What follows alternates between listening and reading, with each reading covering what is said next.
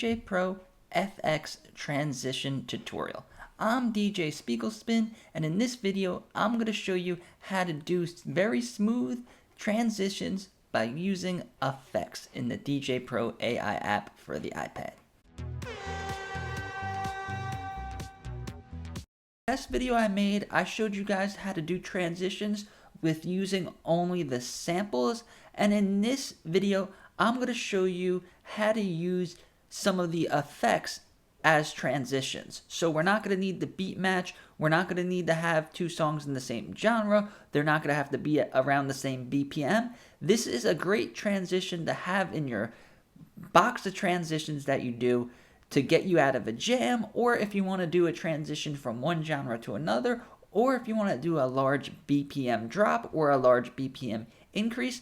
Doing these type of non-beat matching, non-BPM dependent transitions will free you up and let you be more creative and also be able to play a wider variety of music and genres, which will come in handy when you start playing weddings, sweet 16s, and parties, where you're going to have to vary your genre and play a variety of different music. So let's get started right now. The first effect that we're going to do, and I think that every new DJ should learn this transition as soon as possible because it's one of the easiest and it's one of the best, and you could pretty much use it to transition from anything. So what we are going to do is we are going to be using the echo effect. So if we go up here, we're going to choose echo. Now DJ Pro does give us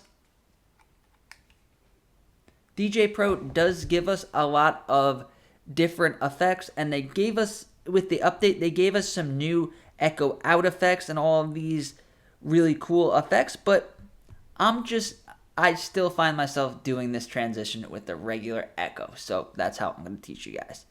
So we got the echo effects selected on the first effects slide in our DJ Pro. So when you first open the app, you are going to see this screen. You're going to have two records, and then if you press down here to the bottom left, there is going to be a menu. You got Nero Mix, you got cue points, you got loops, and then we have effects. So we are going to have this effects screen open, and then also to make it a little easier, we're going to click the waveforms up here in the middle, which is going to make it so we can see our waveforms, which makes doing the transitions a little bit easier. And we are going to be going from a pop kind of EDM type song, and then we're going to echo out into another pop EDM song. So here is what we are going to do. We're going to find where we're going to start the next song. And doing this transition, it's important to start the next song at a good spot, whether a good spot where it's fading in and it sounds smooth, or you could just, if you're using hip hop or rap songs, then you could drop it in right at a verse or a word that everyone knows from that song. Just make sure that it goes together smoothly. So we're just going to play this song on the left, and then when it ends, we are going to put the echo on at the right time. So it's going to echo, and you're still going to have noise. There's going to be no silence, and then we are going to play the next song. So here we go.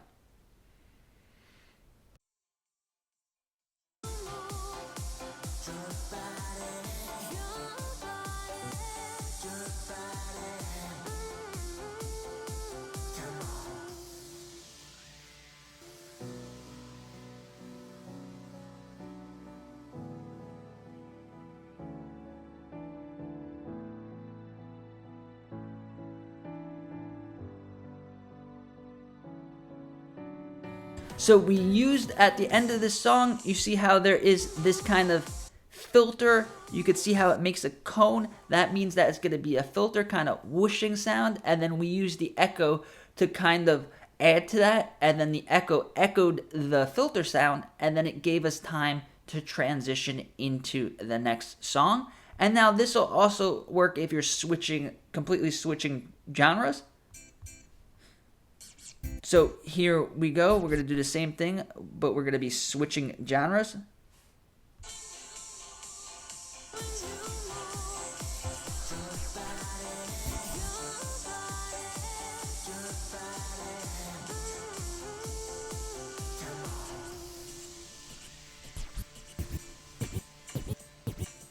And now we are switching in from pop, kind of EDM. We could switch into reggae. You could switch into hip hop. You could use this transition for anything. This is a great transition if you plan on doing it, but it's also a great transition if you're playing like a request or a song that you're not that familiar with and you don't know how you're going to get into the next song. You could always just echo it out and go into the next song. Most people, when they're partying and listening to the music and they're in the audience, they're not going to be like, oh, he just did an echo and he didn't really do a transition. Most people aren't going to care. They're just going to care that the next song that you're playing is something that they want to hear. So the only people that are going to be judging your transitions and being like, oh, he didn't beat match, he didn't have the BPMs right, are other DJs, which as a DJ, we're not there to entertain other DJs. We're there to entertain the people that are paying, the people that are in the crowd, there to have a good time. So let me show you another effect that we could use to do the same style type of transition. So we're going to go down here, all the way down, and we are going to do vinyl break. Now, this is going to give us the effect of a record stopping, so it's going to get slower and slower, and then it's eventually going to end. So there's other ways to do this. You could use this button here by the record, but it's a lot easier to just use the effect. So that's what we are going to do. We are going to choose the right time, which in this song we're going to do it right by where that filter funnel is, and then we are going to do the vinyl break. And with this one, if you look underneath it, you could select more beats. It'll start at 2 beats, which will sound like this.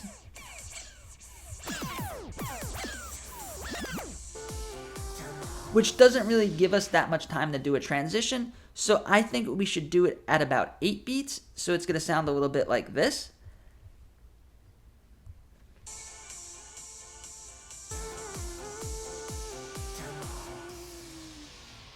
And then we're going to play the next song.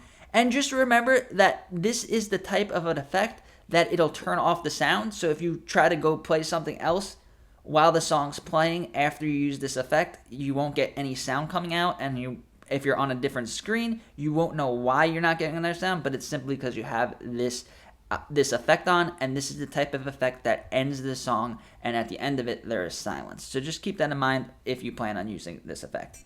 So we're going to go from a large BPM, 128, and we're going to take it down to 98 BPM simply by just pressing the on button on the effect at the correct time. So here we go.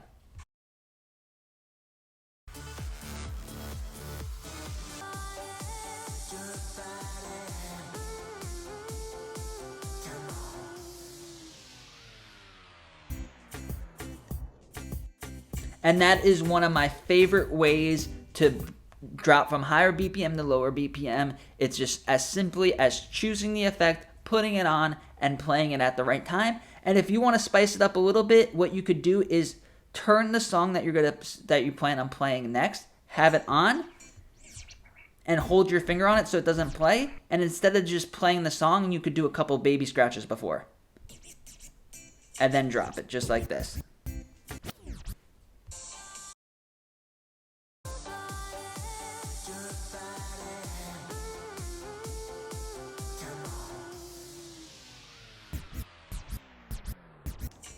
And then by adding a little bit of scratching, it shows off that you know how to scratch. It shows off that you are a professional DJ, and it adds a little more pizzazz, and people will really notice those subtle touches in these type of transitions. So if you learned something from this video, give this video a like. If you want to learn more and learn everything there is to know about DJing with the iPad, then subscribe to my channel and subscribe to this channel.